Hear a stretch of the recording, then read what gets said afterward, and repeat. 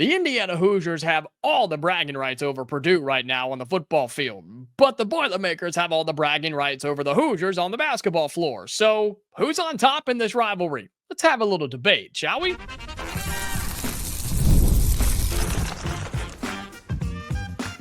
You are Locked On Hoosiers, your daily podcast on the Indiana Hoosiers.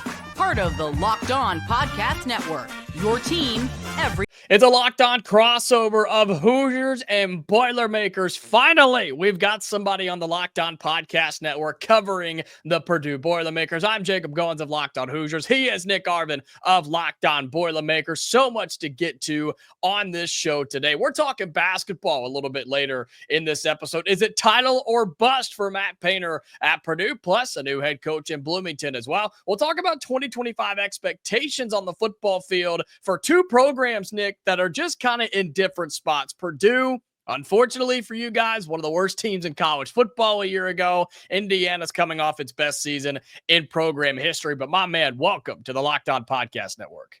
I appreciate you, Jacob. Thank you for having me on here. I think we got something pretty special here. Obviously, this is probably about as civil of a conversation that we're going to have this year between the Hoosiers and the Boilermakers. But that's right. I hope that we're a little bit more competitive this year. I hope that we give you and Signetti some trouble this year, and we'll get right into that today on a special crossover episode. Yeah, we will. Well, there's so much to get to. And look, I'm allowed to talk smack for football, but you've got all the smack talk for basketball right now, which we will get to in just a little bit. But man, walk us through for the college football world what Purdue had to go through a year ago. Again, just the numbers weren't there. 17 points a game, just couldn't score, couldn't stop people, just couldn't compete in the Big Ten. And now you bring in a new head coach, who we'll talk about momentarily. But man, walk us through what the heck happened last year. Well, it wasn't pretty, and you throw out those stats, 17 points a game, but it was more than just that. When you look at what a good football team is, when you go down the lines and try to find something positive for what Ryan Walters and his staff put on the field last year, you just can't find it. Every facet of the game of football last year for Purdue, it wasn't there. When you go 1-11, that's unexcusable for a team like Purdue, an original Big Ten team. It's not a team that is bad historically by any means. It's not a top Big Ten team like Penn State or Ohio State in terms of football, but Purdue needs to get back to being a competitive football team. They need to get back to playing competitive football, and that's just something that we didn't see last year. We didn't see under Ryan Walters, and that hiring of Barry Odom hopes to bring some of that competitive football back. So we're excited around Purdue. We're excited in West Lafayette, and we're hoping for some competitive football this year. Well, you know, I've said a couple of times, and I've gotten some flack when I've said it, but in terms of rivalries, and then this one in particular, look, a lot of Hoosiers fans, they loved watching Purdue be bad last year. And for several years, Purdue fans probably loved when Indiana was bad. That's just kind of how the rivalry works. But I'm a believer, Nick, that rivalries are better when both teams are good. I don't enjoy watching Indiana just beat the brakes off of Purdue last year, or what we've seen in years past with Purdue doing the same thing to Indiana. I want both teams to be competitive. Now, not saying I want Purdue to win national championships or anything, but I do want Purdue to get back to relevancy and being that team that people are scared to play in the Big Ten. What does it take to get back to that across all accounts at Purdue football? Absolutely. And to your point, I'm just going to go ahead and talk. When we talk about rivalries in college sports, when you talk about the Iron Bowl, whether that's Auburn and Alabama, or we talk about Michigan and Ohio State, those Big Ten teams, obviously those rivalries are the best when those teams are ranked, when those teams are good, when there's meaningful games on the line, right? So that's something that obviously you and the Hoosiers, and then me and the Boilermakers, we want to get back to. And then, so the hiring of Barry Odom is the first step towards that. There's been some conversation. Hey, there's 1-11 season last year, so it's hard to garner the respect from the national media, or even just from local media within Locked On, within the Big Ten guys. It's hard to earn that respect after that, and you have to prove that on the field. But the hiring of Barry Odom is the first big step to doing that. So we saw last year for you guys, Indiana football wasn't in the best spot. You guys hire Signetti, and you see almost instant success. So when you look at what the athletic department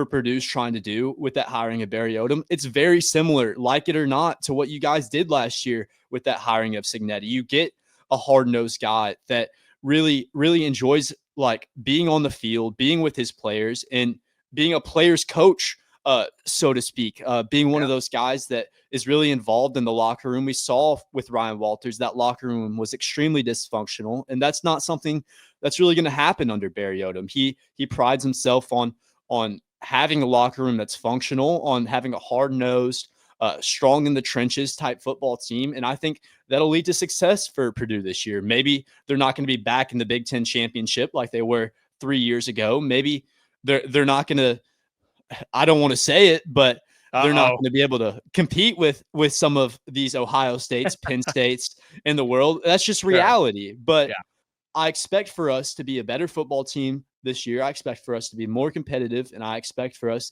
to renew a competitive rivalry with you guys. And that's something that a lot of fans would like to see. Absolutely. And look, Barry Odom is not one of those sexy, flashy breaking news hires. Heck, Curt Cignetti wasn't a sexy, flashy breaking news hire at Indiana, but two guys that win, right? Curt Cignetti's won everywhere he's been. He carried that over into his first year at IU. Barry Odom's the same way, man. He's had one losing season in his entire coaching career. One. Now, he's been doing it 7 years. Believe this will be number 8, but only one losing season. And he was winning games at Missouri and UNLV. If you can win games at those two programs with where they were, I feel like there's a good chance, Nick, that he can win some games at Purdue. Now, you guys are going to have to do the same thing we did, which is climb out of a massive deficit in recruiting and try to get the dudes and the players and, of course, hit the transfer portal as well. We'll get to some of those things in just a moment, but I think it can work at Purdue. I'm curious on what the feelings are on Barry Odom initially, even though a game hasn't been played with him on the sidelines yet.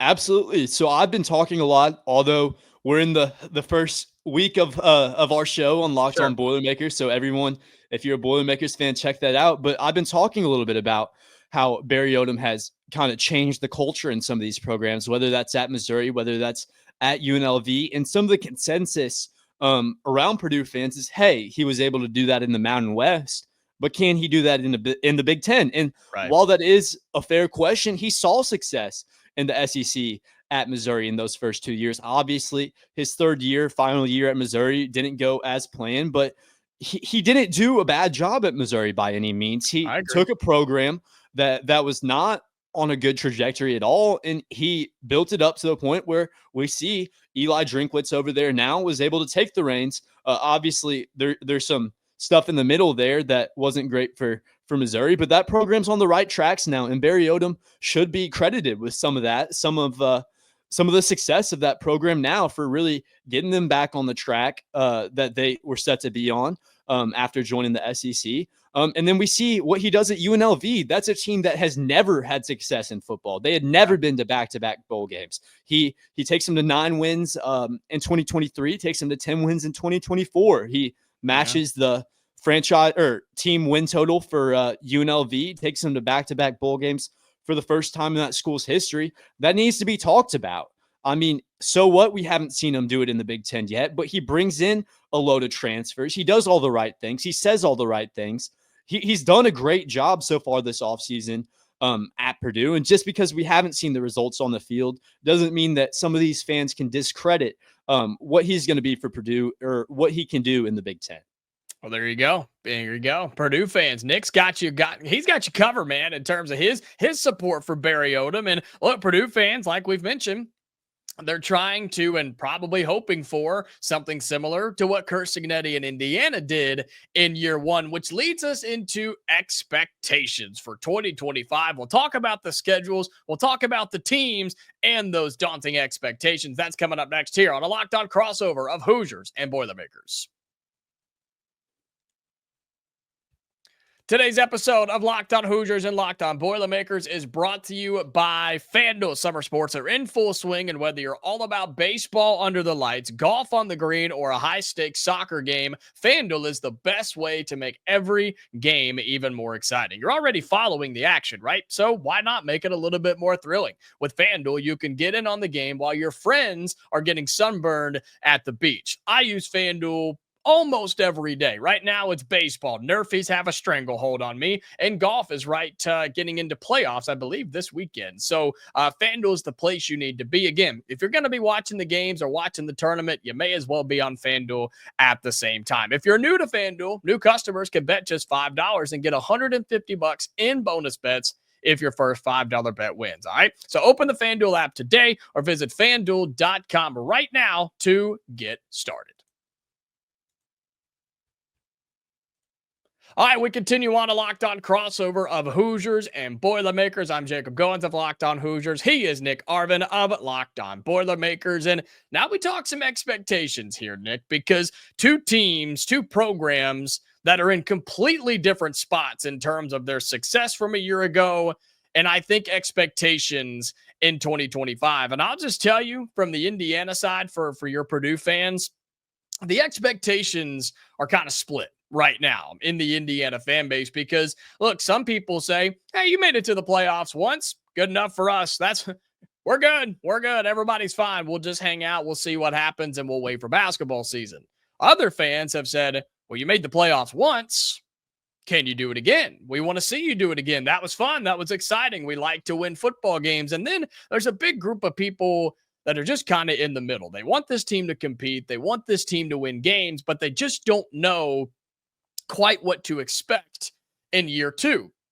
It's a little bit tougher of a schedule. I personally think the roster is better than it was a year ago. And Curt Cignetti and his staff have proven that they know what they're doing. They win ball games. That's all they've ever done is win football games, and they did it a year ago, and I expect them to do it again this year. But I think expectations is have a say in the college football playoff. Be around in November. Don't get blown out early. Don't basically cash in the season in October, and just have a say in kind of what the college football playoff looks like, because I think this team is talented enough to get there again. I really, really do. But everybody knows who we are. Everybody's going to have Indiana circled and make sure you're ready for the Indiana game, unlike a year ago where it's like, oh crap, that team's kind of good, right? So it's up in the air, but I think 9 or 10 wins, having a say, and at least possibly making the college football playoff. But I'm fascinated because it's year one with a new coach at Purdue coming off a single win season a year ago. What are the expectations there, man? I genuinely have no idea. Well, so if you look at FanDuel, if you look what FanDuel tells us, Purdue's total win total right now is at 3.5 games. So if that tells you much, the nation, the Vegas, the media, they're not very high on Purdue. And a lot of Purdue fans are carefully optimistic. They're optimistic for what Barry Odom can bring. But like I said earlier in the show, when you go 1-11 last year, you have to prove that. You have to prove it on the field. But if you look at it, if you look at Purdue's schedule this year, there's some tough games at the end of that schedule. But there are games that you can win. You start off the season week 1 against Ball State. I'll pencil that one in for a win, unless something crazy happens.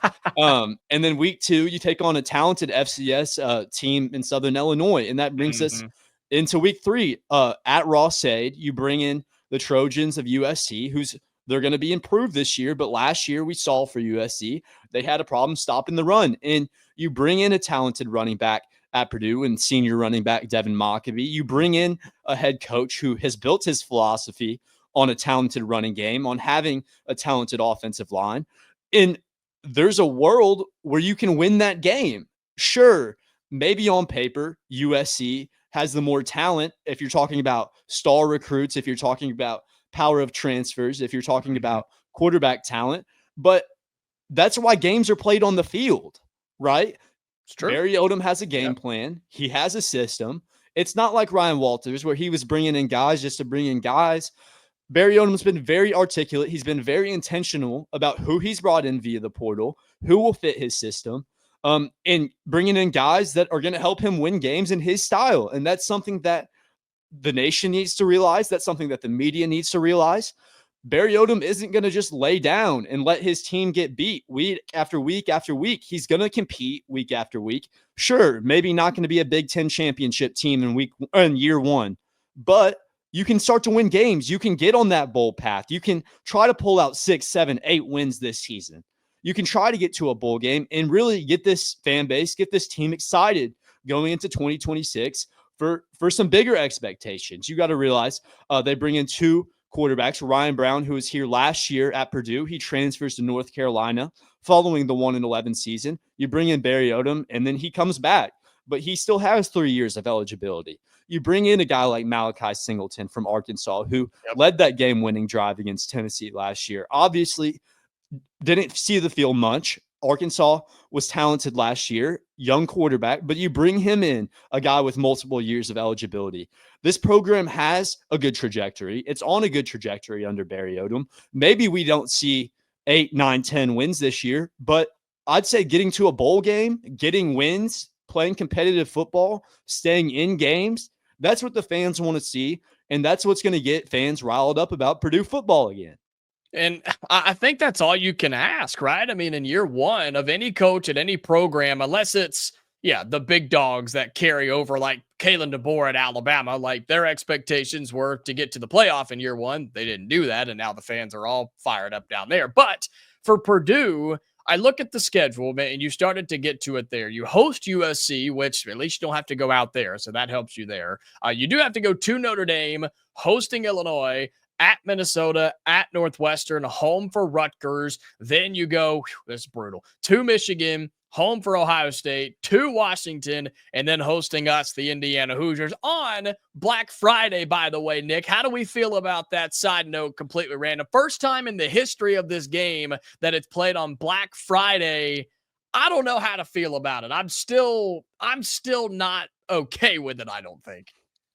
It's an interesting scheduling. We've seen a lot of in social media, a lot of talk about scheduling, and I brought it up. There's been a lot of talk about the way that Miami's scheduled, not having to leave the state of Florida until November, the month of November. Yes. Yeah, and Purdue's kind of on that same track. They don't have to leave the state of Indiana until week 7, I believe it is. But there's been a lot of intentionality with scheduling this year specifically, and I feel like that Black Friday game really does kind of show that. It's a rivalry game, a rivalry that goes pretty deep. You put it on Black Friday, obviously.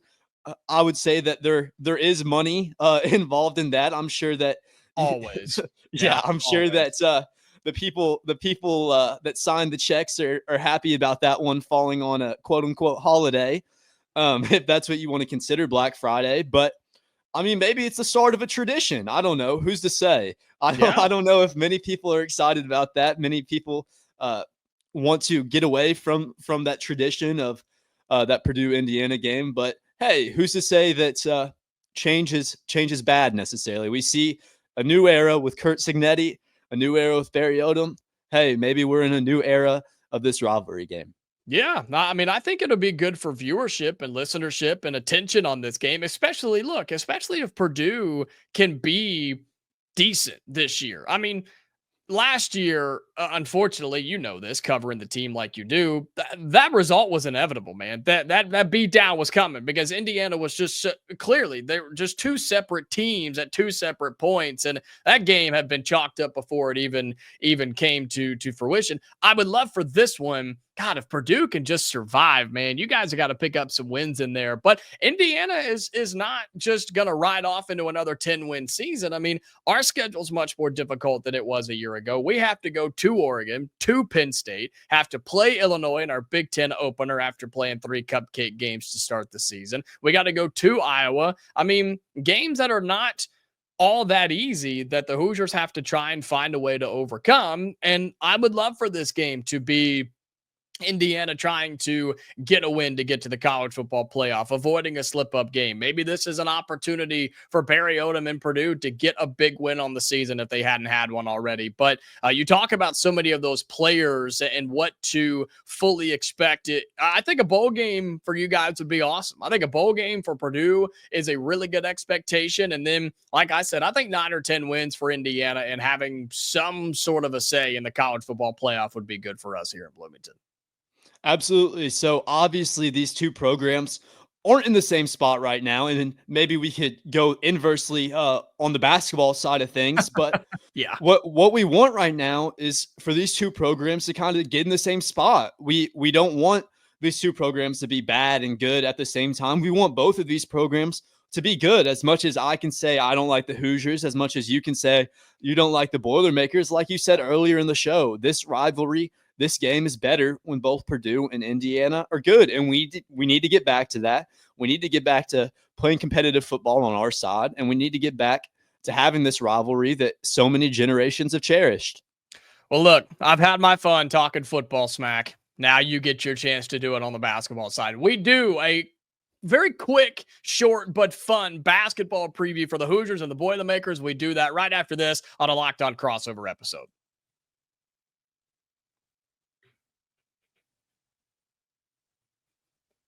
All right, Nick, take it away. The segment is yours. I have nothing to say on the basketball side because we've been just embarrassing. We missed the tournament again. We have a new head coach on the basketball side with Darian Devries coming to Bloomington. All brand new players, not a single returning guy on the roster. And as we're recording, as these episodes are coming out, the Hoosiers are actually in Puerto Rico playing some games against some teams over there, just trying to get some runs in and figure out what the heck is going on. But here's my question. National title or bust for Matt Painter and Purdue? Is this the year they have to get it done with everybody coming back and all the talent on this team? Take the segment away, my friend. The floor is yours. Absolutely is championship or bust. And that's been something that I've been saying since this summer, since the beginning of this summer. I may get flack for it, but obviously Matt Painter, he got those Purdue Boilermakers with Zach Edey to that national championship game. You play a tough UConn team in that national championship. So I'm not going to complain about him losing that game, but that's not what I'm upset about. I'm upset with the fact that you have Zach Edey and then you lose to a 16 seed in one of his years. You have a national player of the year candidate, and then you don't coach that team that had all the pieces not to a national championship, not past the first round. So you can say all you want about, hey, Matt Painter's, he's a great head coach. He's been long tenured at Purdue because he's a great head coach. He's a top 5 head coach in the nation. But until you can prove that you're able to win a national championship, that talk shouldn't be there. You have the roster this year. You're the betting favorite for a reason. You have returning starter in Braden Smith, who I'll get back to here in a second. You've got Fletcher Lawyer, who can bang down threes. You've got a lottery pick this next year in Omir Mayer, who showed out in the FIBA U19 World Cup. You add front court depth, whether that's Oscar Clough or getting Daniel Jacobson healthy again. You're able to move TKR, who averaged 20 points at center, which isn't his traditional position last year. You move him back to power forward, where he is more successful at. You have that big front court, and there's no reason why Purdue shouldn't be able to win the national championship this year. You have the pieces, you have the roster, and all it comes down to is building a philosophy and building a team of winners. We've seen they had success last year. They made it to the Sweet 16 in a year that some people considered a rebuild, but they have a solid year. That Houston team was so good, so deep. They're so well-rounded. And they will be again this year too. Yeah, we're not sleeping on the Cougs here on this show. No. But Purdue is rebuilt. They've revamped a roster. They've maintained 90% of their production from last year, and they've built upon that with transfers, with recruits. And there's no reason why Purdue shouldn't be playing for a national championship this year. And there's no reason why Purdue should not be winning a national championship this year. Yeah, well, talk to me about Braden Smith because, look, I don't like the guy, but I respect the hell out of him because he's a really, really good basketball player. And, look, I think he's going to be one of the best guards in the country. But are you saying that he could be player of the year as a guard? I mean, we've seen that award go to so many different position players over our time. I mean, is he truly competing to be the best player in college basketball this year? He's definitely up there. If we're talking about National Player of the Year, I would circle TKR in that conversation. Trey Coffin-Rain, I said, had 20 points a year last year, playing predominantly at the center position. You move him over to the power forward position, somewhere he's more comfortable at, and that production's just going to skyrocket. But back to the point about Braden Smith, I saw Rick Pitino put out a quote this morning that said that the point guard position is dead in college basketball. And I want you to look at Braden Smith and tell me that's a fact, because Braden Smith is one of the best pure point guards in college basketball on this earth. He's going to be able to make plays for Purdue this year. He's going to be able to facilitate the ball, get players involved, and he's the perfect guard. He's the perfect player. He's the perfect playmaker for this team and exactly what Purdue needs. So you can say that the point guard position's dead in college basketball, but I want you to look at Braden Smith and tell me that's true.